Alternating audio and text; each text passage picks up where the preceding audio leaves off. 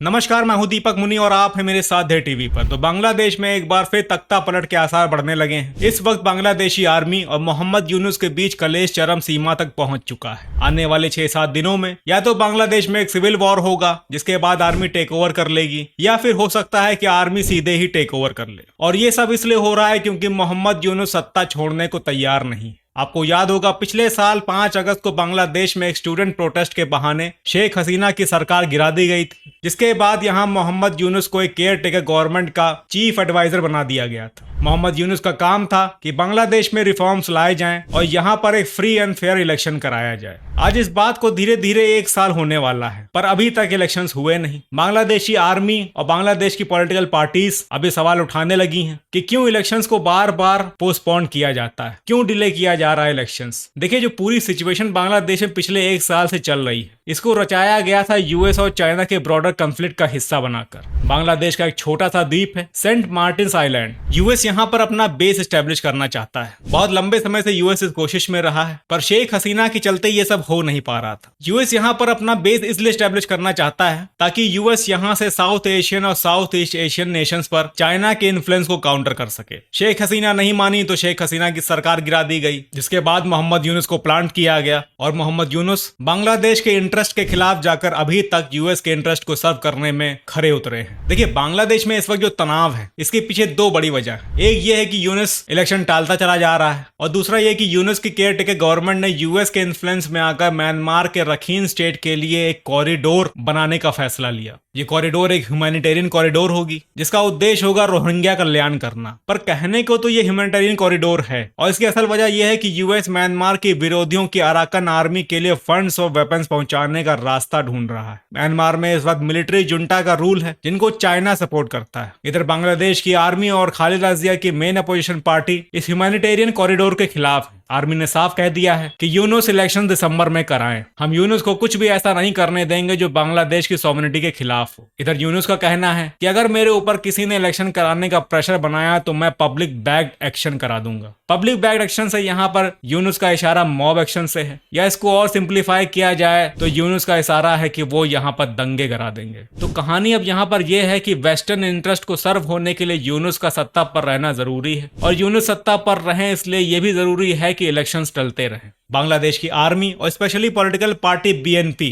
की यूनुस को लाना इनके लिए कितनी बड़ी गलती थी, इसलिए अब जो 1 साल पहले हुआ था बांग्लादेश में, वो एक बार फिर होने वाला। या तो शुरू हो जाएगा सिविल वॉर, या आर्मी करेगी यूनुस का तख्ता पलट, और या यूएस की खालिदा जिया और उनकी पार्टी बीएनपी से कोई सांठ गांठ हो जाएगी। क्योंकि इलेक्शन हुआ तो जीतना खालिदा जिया को ही, क्योंकि इन लोगों ने शेख हसीना और उनकी अवामी लीग को बैन कर दिया है। आने वाला हफ्ता 10 दिन बांग्लादेश की पॉलिटिक्स के लिए बहुत क्रूशियल होने वाला है। तो जैसे भी डेवलपमेंट्स होंगे मैं आपके साथ शेयर करता रहूंगा, क्योंकि बांग्लादेश में जो कुछ भी हो रहा है वो इंडियन सिक्योरिटी इंटरेस्ट के लिए बहुत जरूरी है। तो मिलते हैं अगली वीडियो में और अपडेट्स के साथ, तब तक के लिए जय हिंद।